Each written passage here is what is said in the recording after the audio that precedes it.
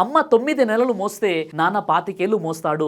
రెండూ సమానమే అయినా నాన్న ఎందుకో వెనకబడ్డాడు. ఇంట్లో జీతం తీసుకోకుండా అమ్మ తన జీతం అంతా ఇంటికే ఖర్చు పెడుతున్న నాన్న ఏది కావాలంటే అది వండి పెడుతూ అమ్మ, ఏది కావాలంటే అది కొని పెడుతూ నాన్న, ఫోన్ లోను అమ్మ పేరే, దెబ్బ తగిలినప్పుడు అమ్మా అని పిలవడమే, అవసరం వచ్చినప్పుడు తప్ప మిగతా అప్పుడు గుర్తు రానందుకు నాన్నేమైనా బాధపడ్డాడా ఏమో. అమ్మకి మాకు బీరువా నిండా రంగురంగుల చీరలు బట్టలు, నాన్న బట్టలకు దండెం కూడా నిండదు. తనని తాను పట్టించుకోవడం రాని నాన్న ఎందుకో మాకు కూడా పట్టనంత వెనకబడ్డాడు. పిల్లల ఫీజులు ఖర్చులు ఉన్నాయి, ఇప్పుడు ఈ పండుగకు చీర కొనొద్దు అంది అమ్మ.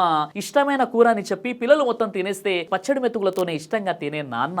వయసు మళ్ళాక అమ్మ అయితే ఇంట్లోకి పనికి వస్తుంది, నాన్న ఎందుకు పనికి రాడని మేము తీర్మానం చేసుకున్నప్పుడు కూడా వెనకబడింది నాన్నే. నాన్న ఇలా వెనకబడిపోవడానికి కారణం ఆయన ఇలా అందరికీ వెన్నెముక కావడమే.